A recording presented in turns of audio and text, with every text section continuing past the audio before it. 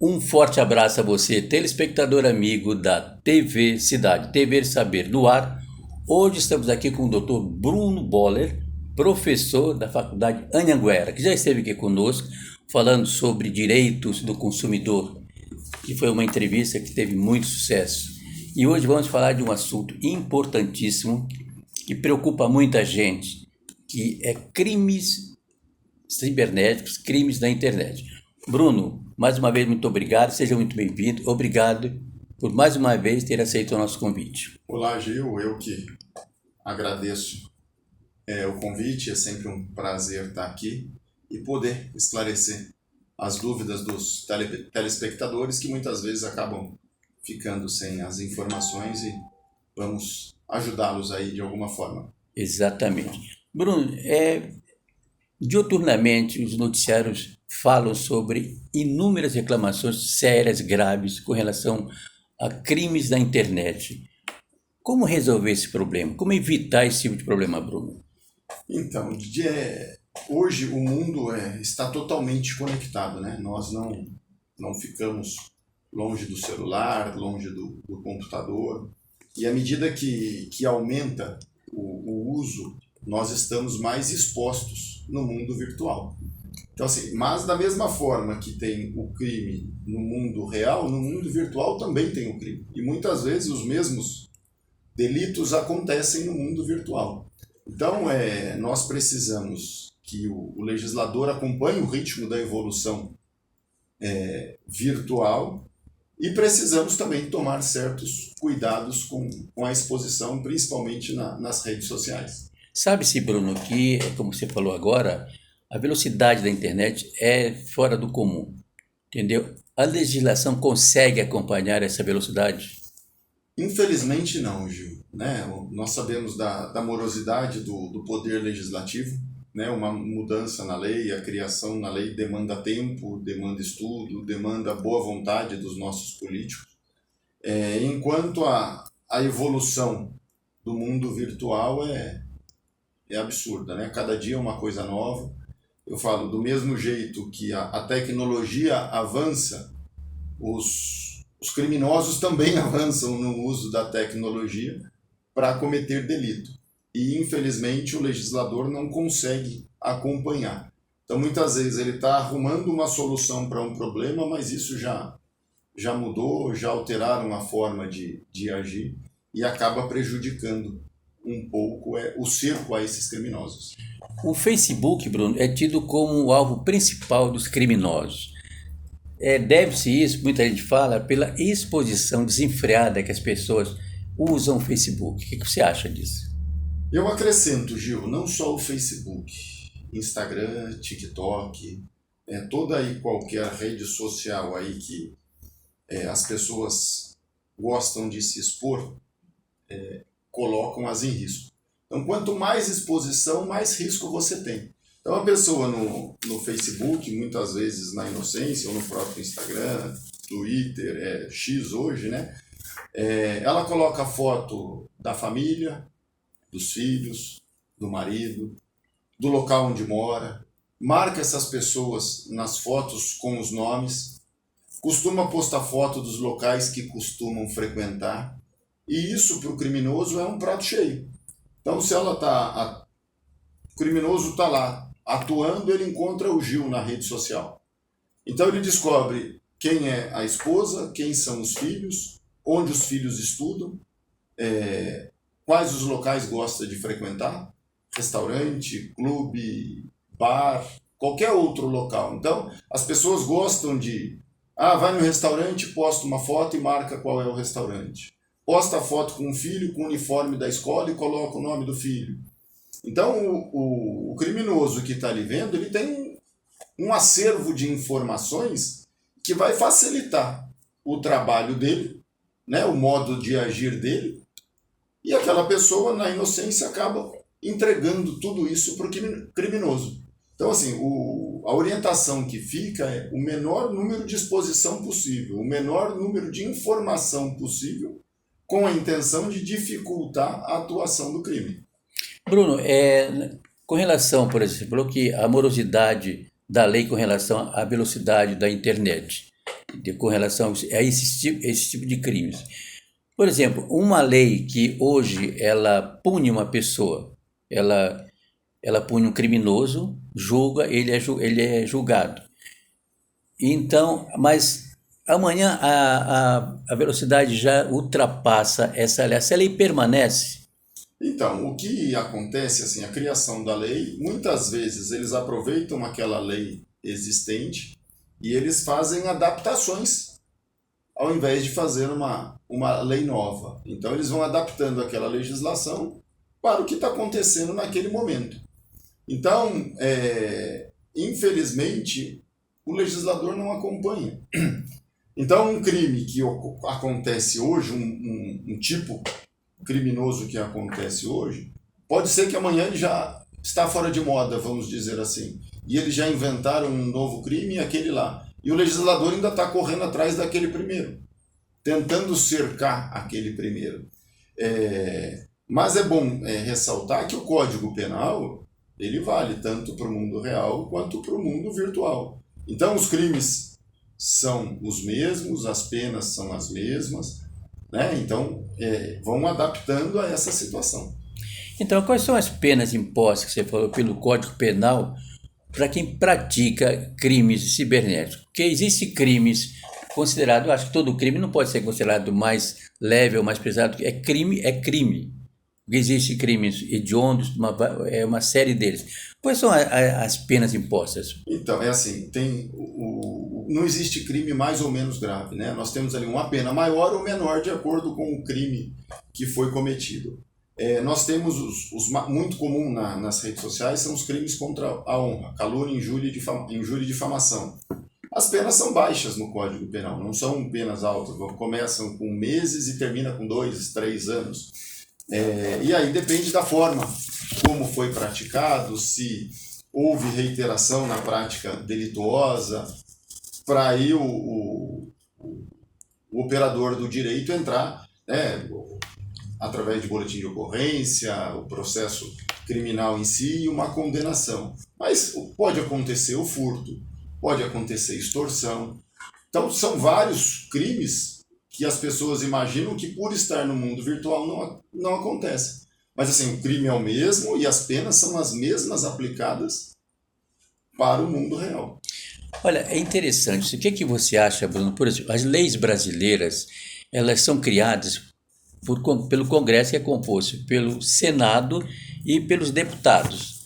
Sabe-se que grande parte de deputados, eles não entendem nada de lei. Por exemplo, você é um homem que estudou a lei, você é um professor de lei, você é um professor da faculdade Anhanguera, entendeu?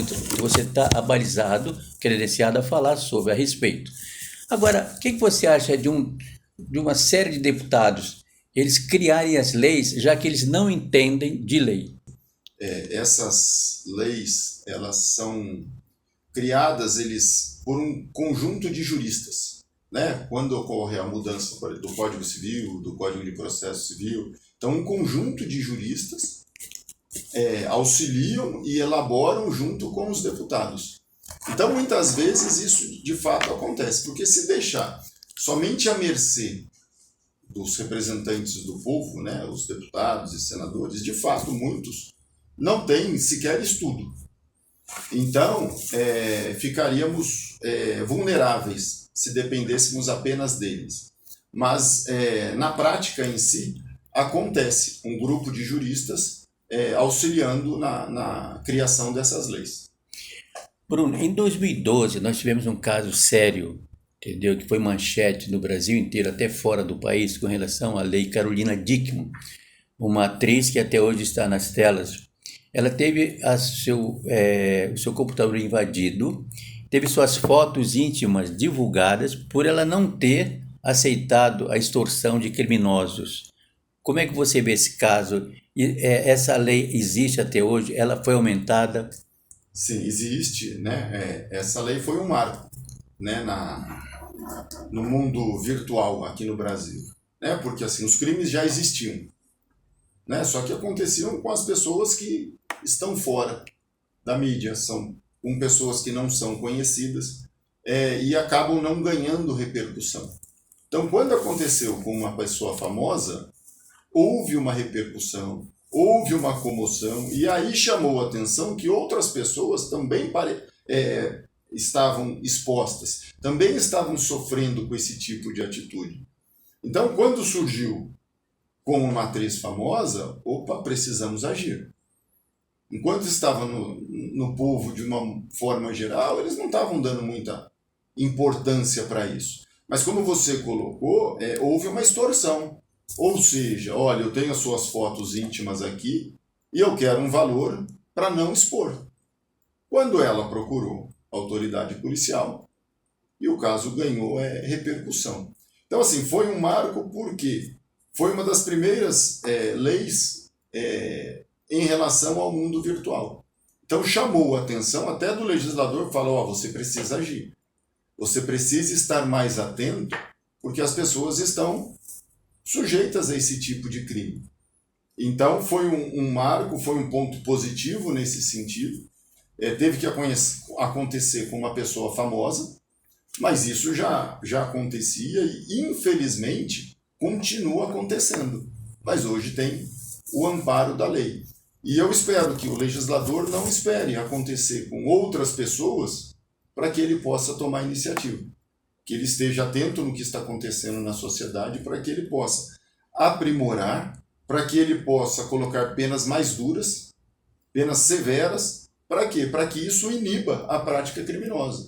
Porque hoje as penas são leves, o procedimento para isso acontecer, para prender alguém de fato, é muito brando. Então o legislador precisa não só atuar na criação da lei, mas para que a lei seja cumprida e que as penas sejam rigorosas. E isso vai inibir a prática delituosa. Bruno, sabes que a chegada agora da inteligência artificial, isso é claro que vai aumentar o assédio de uma forma geral, principalmente com relação aos crimes cometidos pela internet. Sabe-se, por exemplo, que o doutor médico Drauzio Varela, constantemente ele está sendo alvo de alguns hackers, entendeu? Então, que usam a sua voz, a sua imagem em benefício próprio, entendeu? Como divulgando medicamentos, tratamentos médicos e tal. Como é que você vê isso? Como é que poderia a lei abrandar, diminuir ou finalizar com esse problema? Então, o avanço da tecnologia é algo inevitável, né? E ela vai melhorar, aprimorar, vão surgir novas tecnologias, novas técnicas. A inteligência artificial é uma delas, que consegue reproduzir a voz do ser humano, então eles conseguem reproduzir a voz de alguém que já morreu. Então, para o criminoso reproduzir a voz de alguém, qualquer pessoa, não é tão difícil assim para eles, né? Então eles fazem com uma pessoa famosa para tentar vender algum produto, para tentar enganar alguém, como pode eventualmente copiar a nossa voz, fazer uma ligação para a nossa família e colocar uma situação e cometer um delito.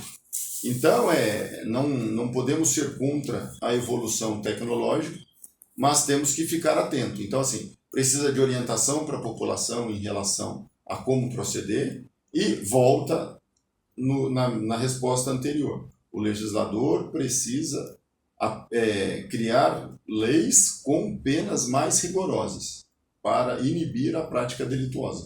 Mas essas penas, elas estão sendo estudadas? Então, eles dizem que sim, né? Os legisladores dizem que sim.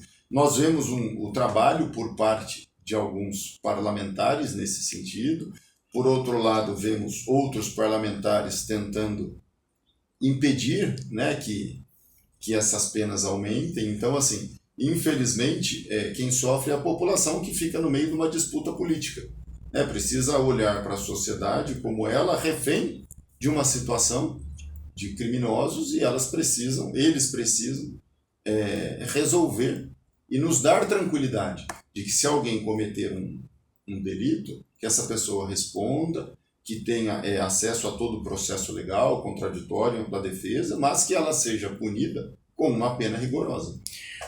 Bruno, com relação às crianças, Inclusive, a semana passada foi descoberto um grupo, a polícia do Nordeste, eles descobriram um grupo de criminosos ligados a assédio de crianças, imagens íntimas de crianças. Como é que você vê essa indecência, esse crime abominável? Eu acho que esse é o pior dos crimes contra as crianças, né? As crianças vulneráveis, inocentes, mas aí, Gil, eu chamo a atenção dos pais.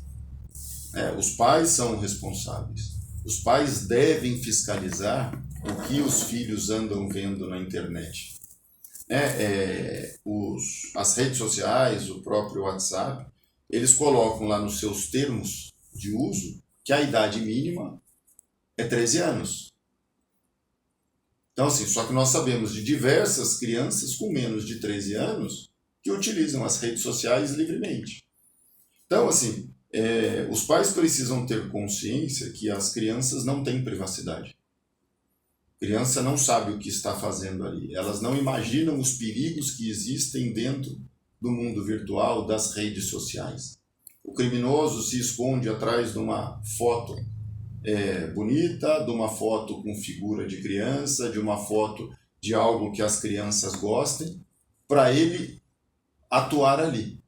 Então a criança imagina muitas vezes que está conversando com um youtuber que ela segue, com alguém que ela gosta ali, e o criminoso conseguiu copiar aquelas fotos, copiar aqueles vídeos, cria uma página parecida e usa aquilo para cometer o delito em cima das crianças. E começa com conversa, ganha confiança da criança, procura saber se a criança mora com os pais, se os pais fiscalizam, se os pais estão sempre por perto. E quando ele consegue um conjunto de informação que a criança imagina que está conversando com aquela pessoa e não é quando ele atua. É que ele pede uma foto, é que ele pergunta onde mora, que ele pergunta onde estuda. Então, assim, o modo de agir deles é muito parecido. Mas como evitar isso? O pai tem que fiscalizar o telefone dos filhos, principalmente das crianças. É usar sendo vigiado, pegar o telefone e entrar, determinar que a criança não apague conversa, que a criança não apague histórico. Isso é extremamente importante para que essas crianças não se tornem vítimas desses criminosos virtuais. Criminosos virtuais, Bruno, normalmente são hackers especializados em técnica avançadas da tecnologia. Quem combate esse crime não teria que ter o mesmo conhecimento técnico? Então, nas grandes cidades, Gil, existem delegacias especializadas. Infelizmente, ainda não são todas as cidades que possuem essas delegacias, mas na investigação criminal a polícia acaba tendo acesso, né? Ela oficia as redes sociais, solicitando a identificação das máquinas para que ela possa chegar até essas pessoas. Então é a famosa briga do gato e o rato, né? Eles imaginam que estão protegidos no anonimato, mas a polícia também tem ferramentas para que possa chegar aos autores desses delitos, tanto que nós vemos muitas vezes aí eles sendo presos, né? A polícia agindo, a polícia investigando e prendendo esses criminosos. Então, assim, se o pai notar, a mãe notar que tem algo estranho ali, se vê que existe um crime, não deixe de comunicar à autoridade policial. Muitas vezes os pais envergonhados, muitas vezes os pais ficam acanhados e acabam não comunicando. Então, essa pessoa não deu certo aqui, ela vai tentar com a outra. Então, assim, é extremamente importante que as vítimas façam a comunicação junto à autoridade policial. Bruno, com relação aos crimes contra a honra de uma forma geral, calúnia, injúria, difamação, você acha que a lei ela é agida com a severidade que deveria ser? Então, eu acredito que isso aconteça. Assim. Depende da vítima, denunciar, a polícia investiga, existe a ação penal, existe a condenação. O problema é que muitas vítimas reclamam expõe o fato na própria rede social, mas ela não tomou a medida que deveria ser tomada, que é a elaboração do boletim de ocorrência, dependendo do crime, a representação para que haja investigação. Esses crimes são facilmente identificáveis, porque basta o print ali comprovando que aquela pessoa cometeu, seja injúria, calúnia ou difamação, né? É importante, Gil, que as consequências, que as pessoas saibam que as consequências vai para quem compartilha essa informação, para quem curte esses comentários. Então, a vítima ela pode estender, né, essa conduta para a pessoa que compartilhou e para a pessoa que curtiu aquela ofensa. Bruno, outro ponto importantíssimo, o assédio moral, sexual no mundo virtual. Ele acontece da mesma forma que no mundo real, Gil. Exato. A diferença de não estar presencialmente, ele fez pelo WhatsApp, ele fez por uma rede social. A prática delituosa é a mesma, o crime é o mesmo. Então, não é porque está protegido, eu escrevi no WhatsApp, eu mandei uma mensagem. Dependendo da conotação, é configurado o crime. É considerado, é confirmado o assédio. Seja sexual, seja ele a forma que acontecer. Então, que as pessoas não achem que porque ela não está presencialmente ali com aquela pessoa, que ela não cometeu. Então, do mundo virtual também acontece esses crimes. Bruno, como é que você vê a impunidade de uma forma geral? Olha, Gil, infelizmente, nós temos aqui uma cultura de não prender, de facilitar a vida do delituoso. Eu acho que as leis deveriam ser mais severas. Eu acho que o criminoso não deveria ter tanta facilidade, né? Porque se cometer um crime, tem que pagar pelo crime. Então nós vemos às vezes as penas altas, mas a lei é branda e facilita a saída do criminoso. Então muitas vezes acaba sendo um convite, porque ele confia na impunidade. Eu vou cometer o crime, eu saio às vezes primeiro que o policial da delegacia, ou eu vou ter audiência de custódia e eu vou sair na audiência de custódia e não vou ficar preso, porque eles não querem encher o sistema carcerário, então é mais fácil soltar do que prender. Então, a minha visão é que as penas deveriam ser mais graves, os meios de liberação deveriam ser menores, deveria ser mais pró-sociedade, né? Então, o dia que o criminoso tiver medo de fato de ficar preso, a coisa muda. Hoje é um convite para ele cometer crime sabendo que existe a impunidade. Bruno, como é que você define essa tal de audiência de custódia? Olha, Gil, tá na lei, tem que cumprir, né? A lei está lá e tem que ser cumprida. Mas eu tenho algumas críticas, né, a esse tipo de situação. Deveria ser restrito a alguns tipos de crime, não a todos, né? E ela devia ser no sentido de, ao menos, esclarecer o que acontece ali, embora tenha todo o processo legal. Então eu tenho algumas restrições. Embora legal, tem que cumprir, eu não vejo com bons olhos. Bruno, outro caso que é realmente quase que constante, os crimes cibernéticos, bancários, clonagem de cartões, invasão de contas bancárias. Como é que você vê? Então, aí, Gil, são cuidados que o usuário deve tomar. Verificar se aquele site é seguro, verificar se existe o cadeadinho ali na parte de baixo da tela, confirmando a segurança do site, evitar entrar em links patrocinados. Existem diversas informações que o usuário consegue ter acesso para verificar se aquele é de fato ou não um site confiável.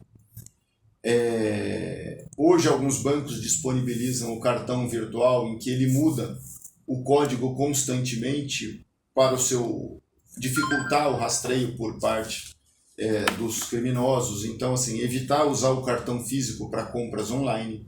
Então, assim, tem uma série de medidas de segurança que as pessoas devem seguir antes de efetuar sua compra ou suas transações bancárias. Evitar o empréstimo do cartão, né? Isso não faça, você não sabe como a pessoa vai usar. Então, são medidas de segurança que as pessoas podem usar para evitar cair em golpe.